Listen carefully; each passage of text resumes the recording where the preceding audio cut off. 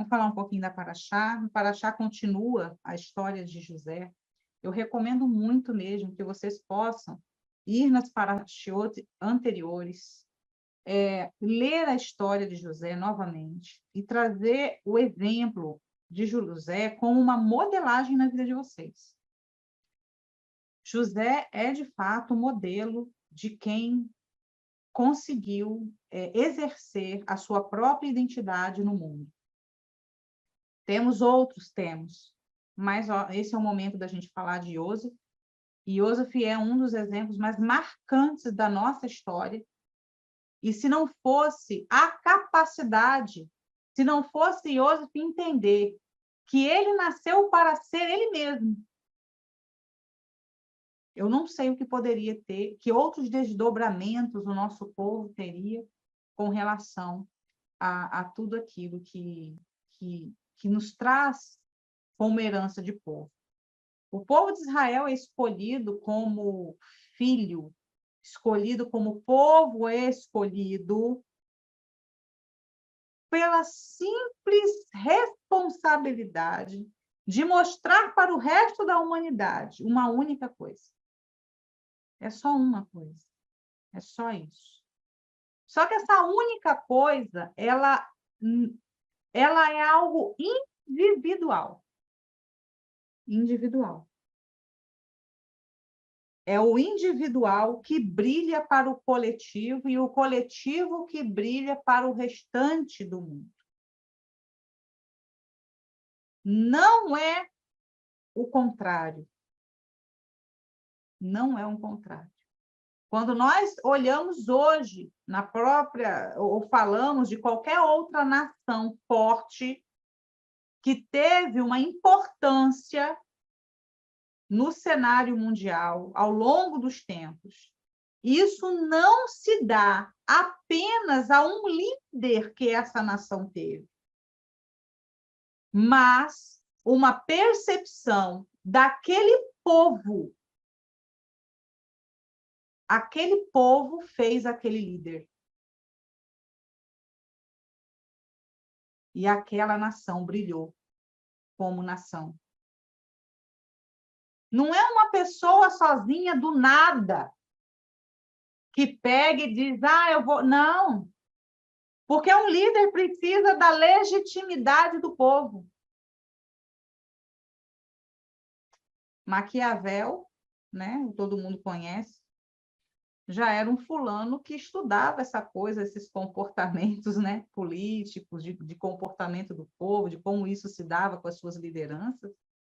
E eles diziam, um povo que é, em sua essência, escravo, sempre vai se conectar a líderes autoritários. Ninguém, não caiu de paraquedas lá. Um belo dia, plim, aparece um doido para governar aquele país. Não é assim. Nunca foi e não será. Aquela pessoa só está lá porque, de alguma maneira, isso se reflete. É um reflexo do povo. Então, nós devemos observar quem são os líderes da nação.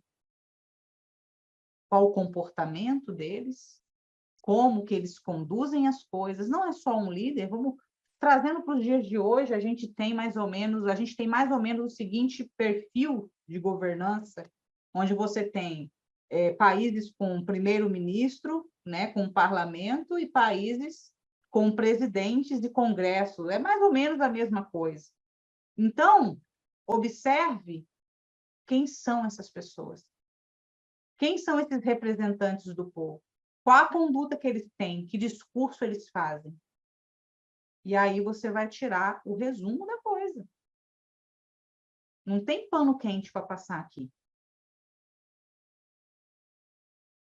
O Criador nos trouxe, o Criador nos chamou para que a nossa liderança individual se reflita no coletivo. possa nos fazermos sermos conduzidos por bons líderes e que isso sirva de exemplo para o mundo inteiro. Mas isso começa no individual. Não tem para onde correr. Começa no individual. Posicionamento e identidade. Quem você é? Quem você é? Você é um papagaio que fica repetindo bobagens que fazem sentido para você? Quem você é? Quem você é? Quem eu sou tem que ser a pergunta que vai martelar na sua cabeça. Ah, Camila, eu acho que eu já sei a resposta. Beleza. Está lá em Gênesis, eu sou imagem e semelhança do Criador. Opa! É por aí. Você tá quente. A segunda pergunta é: você tem se dedicado a se comportar como imagem e semelhança do Criador? Porque esse versículo fala de identidade. Qual a sua identidade? Com quem ou o que você se identifica?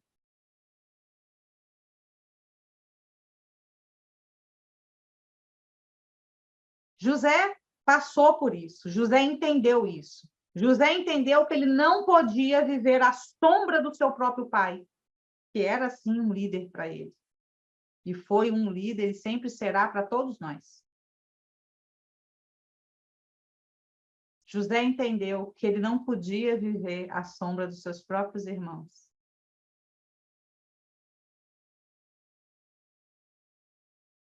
Que ele precisava saber olhar para dentro dele e saber quem eu sou de verdade. O que eu vim fazer aqui?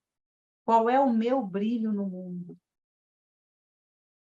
O que brilha no meu coração?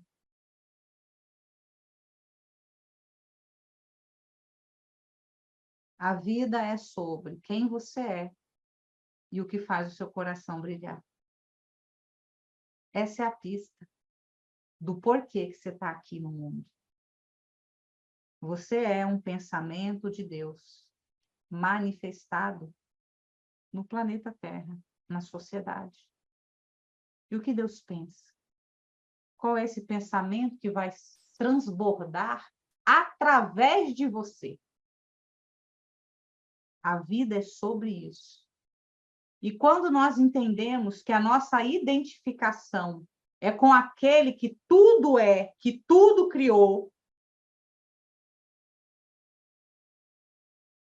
qual é o código moral de Deus?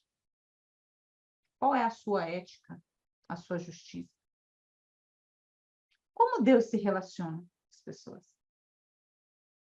Vocês precisam se fazer essas perguntas.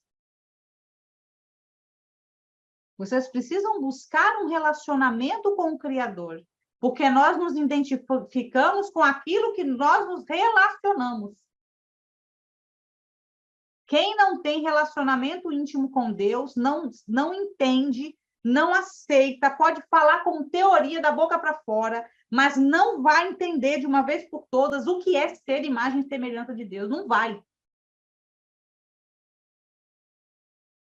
Você precisa buscar um relacionamento com Deus. Você precisa falar com Deus com todo o seu coração. Você precisa dizer, porque nem todas as respostas estão aqui, ó. Nem todas as respostas estão aqui. E se você fica, tem gente que acha que todas as respostas estão na Torá. Enquanto a pessoa se ilude com isso, ela vai se emaranhando num labirinto em que ela não sai. E aí ela começa a inventar coisa para poder justificar aquilo que não tem resposta na Torá. A Torá não tem resposta para tudo, não. Ela tem princípios. Ela te dá a coluna, ela te dá a base, o alicerce. para que seja construído a sua vida através desse alicerce. É como você pegar um código de leis de um país. E ali tem princípios. Ali te diz o que você vai fazer. E, de vez em quando, esse código precisa ser revisado, porque a sociedade apresenta novas questões.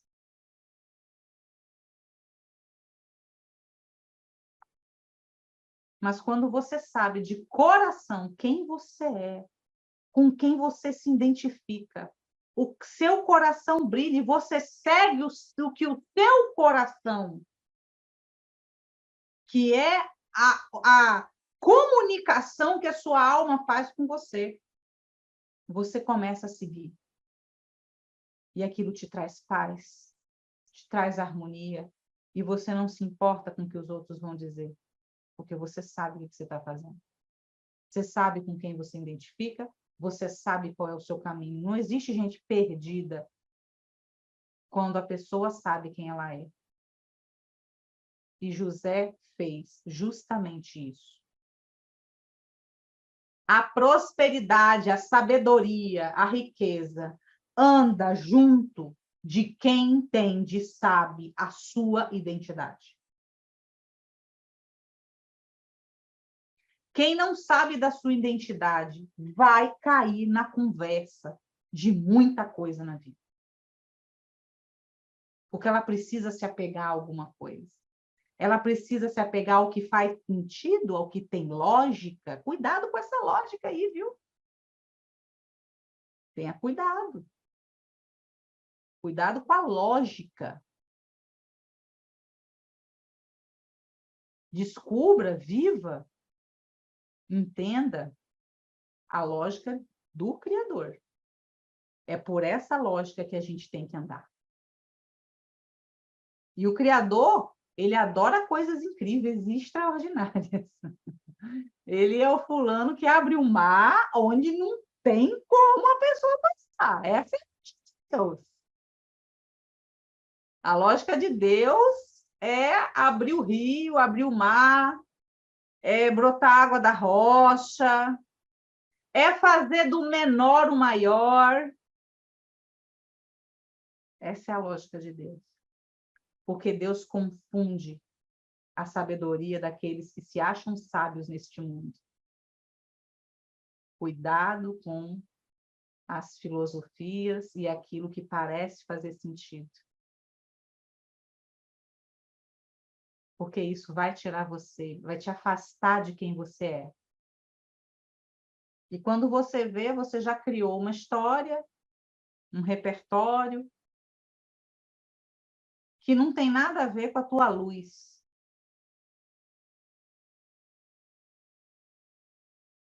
Nós estamos vivendo um tempo onde nós precisamos, que não há mais o que enrolar, o que protelar, para que a gente não viva a nossa luz, o nosso brilho no mundo.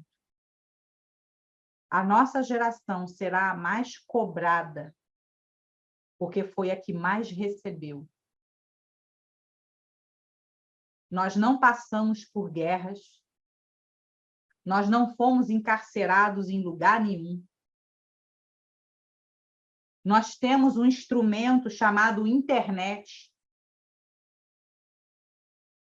Não dá, não tem desculpa. Você vai para um lado e vai para o outro, não dá mais para dar desculpa. Não dá mais, não dá mais. Não dá mais para dar desculpinha e conversinha, não dá mais. Dá até para fazer um sambinha. Não dá mais, não dá mais. Não dá mais. Só que também não dá mais para enrolar. Não dá mais para enrolar. Mesmo que agora eu estivesse falando para uma multidão, mesmo que eu estivesse nesse exato momento no Monte das Oliveiras, em Israel, falando para milhares de pessoas, nada disso adiantaria se cada uma delas não fizesse a sua parte. Porque não é sobre o coletivo, é sobre o individual o tempo todo. O coletivo só está mostrando o que tem no coração dos indivíduos. É só isso. O coletivo é o reflexo. É sobre isso. Não é para o coletivo que a gente olha, é para dentro de si. A própria ciência hoje, através de física quântica, metafísica, epigenética e tantas outras coisas, já mostrou que o mundo não é do macro para o micro, é do micro para o macro. É aquela célulazinha doente que vai danar o negócio todo. E essas doenças não necessariamente vão sofrer situações externas. A maioria delas vem de processos mentais e emocionais.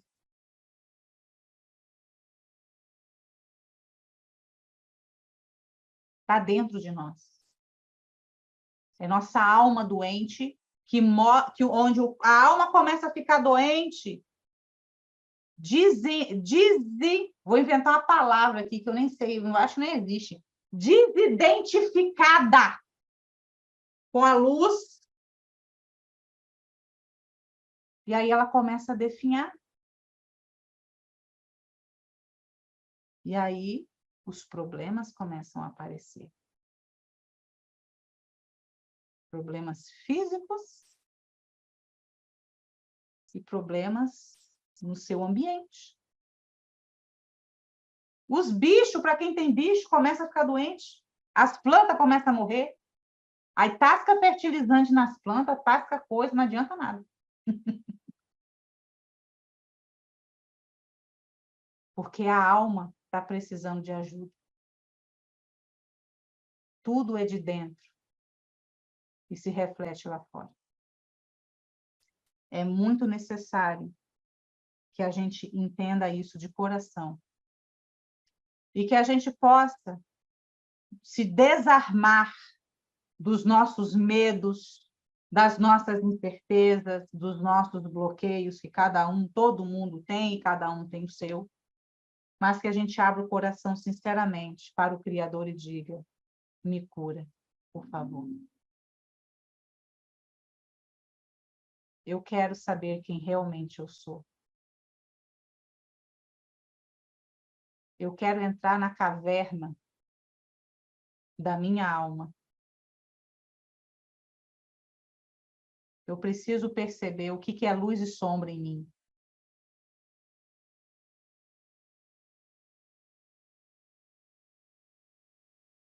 E quando você faz isso, você pode ter certeza que essa oração não ficará sem resposta. Jamais. O salmista, Davi, nos Salmos, já falava que um coração quebrantado e contrido jamais será desprezado pelo Senhor.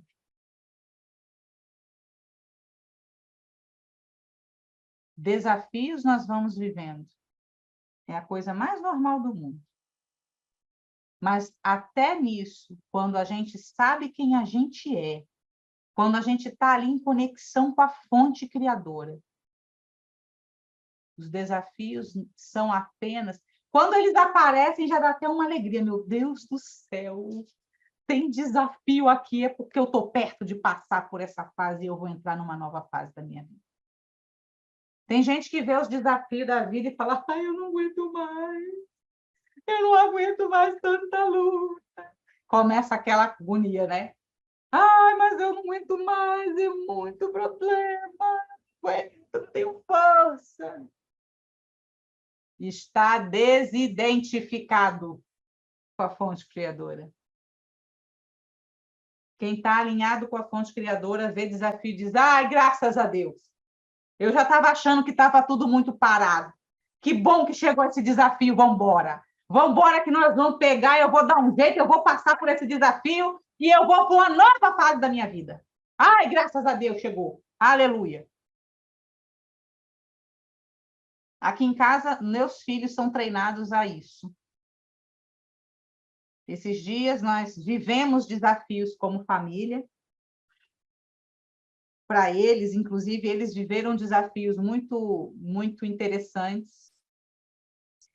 E eu fiquei muito feliz, porque eu fiquei, assim, a gente que é mãe, a gente e pai, né, a gente fica feliz quando a gente ensina algo. Em algum momento você percebe que os seus filhos vão viver essa lição e aí a gente descobre se a pessoa, até se o ensinamento foi passado com clareza. E eu vi meus filhos se depararem com bloqueios emocionais que nem eles sabiam que tinham. Mas eles olharam para aqueles bloqueios, choraram, bateu o choro, bateu o medo, e eu dizia, é assim mesmo, o que você vai fazer? E eles falaram, não, mãe, é o meu desafio, eu vou fazer. Isso significa que eu vou entrar numa próxima fase na minha vida. Foi isso que eu ouvi da minha filha de 18 anos e do meu filho de 11. É isso que Deus quer ouvir da gente. O desafio pode ser desconfortável, porque é de verdade, mas você vai entrar numa próxima fase da sua vida. Hoje eu quero convidar você. Sabe como uma criança, ela se joga nos braços do pai? É como se aquela criancinha assim, vem cá, a gente faz assim e ele se joga, né? Eu quero convidar você a se jogar nos braços do Eterno hoje. Ele vai pegar. Não precisa. A gente não precisa de certeza, gente. Precisa ter certeza. Ai, será que vai dar certo? Isso você está procurando ter certeza. Não existe certeza em nada. Nem quando tu acha que está tendo certeza de alguma coisa, deixa eu logo te decepcionar. Nem quando você acha que está tendo certeza de alguma coisa, é só o teu ego te enganando, tá? Porque não existe certeza de nada. Existe confiar. Que certeza o povo tinha de que de verdade ia chegar do outro lado do mar? Aqueles que buscavam certeza queriam voltar para trás. Estavam reclamando na cabeça de Moisés. Aonde você nos meteu? Nós não podíamos. Estava pouco para você deixar a gente morrer no Egito? Essa é a turma que tem certeza. A turma que confia entrou no mar.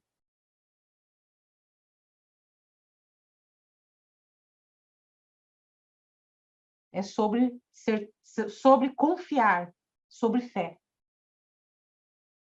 A turma que tinha certeza, com certeza chegou para Abraão e disse: você está ficando doido? Vocês acham que Abraão não escutou nada da família? Quando ele catou Sara e o sobrinho e se mandou, vocês acham mesmo que ele não ouviu nada dos parentes dele? Eu tenho certeza que ele ouviu coisa assim, que era tão do arco da velha que não pode ser escrita na Torá. Chamar de louco, no mínimo. Tá tudo tão bem aqui para você, você está prosperando. Como que você vai pegar a sua mulher? Você vai embora por quê? Porque você ouviu uma voz que mandou você ficando doido? Confiança. Confiança. Confiança é você como uma criança. Fechar os seus olhos e se jogar nos braços do Criador. Ele vai pegar você. Você pode ter certeza que o mar vai se abrir, que você vai dar o passo e o Criador vai botar o chão para você pisar. A fé é o que faz você, é o que diminui distâncias. Você tem uma ponta, você tem a outra ponta. E ela faz isso aqui. Confiança. Você não está confiando em qualquer um. Não é para confiar em mim, não, tá? Não é sobre isso. É sobre você se render ao verdadeiro e único poder que existe no mundo. O único poder capaz de criar galáxias e que as cria até hoje. Os cientistas ficam tudo doido querendo né, dar explicação lógica, explicações lógicas. As galáxias estão sendo criadas até hoje. O universo não para de se expandir. Porque a boca, o poder da boca de Deus é infinito. E não vai parar nunca. Não tem como botar freio nisso. Aí eles começam a inventar um monte de doideira. Que um dia o mundo vai acabar, que PDP, papapá, e não sei o quê, cuidado com o meteoro. Olha, é cada coisa que canta a beleza da gente. O poder de criar mundos. O poder de criar todo esse planeta maravilhoso para o nosso usufruto. É nos braços deste poder que todos os nossos patriarcas descansaram e que José entendeu de coração a qual e quem ele tinha que se relacionar, se identificar, para que a luz do Criador brilhasse através dele. E ele cumprisse o seu propósito no mundo, um propósito que até hoje nós colhemos o fruto disso. Que nós possamos nos entregar de coração ao poder divino, para que através de nós a sua luz brilhe no mundo.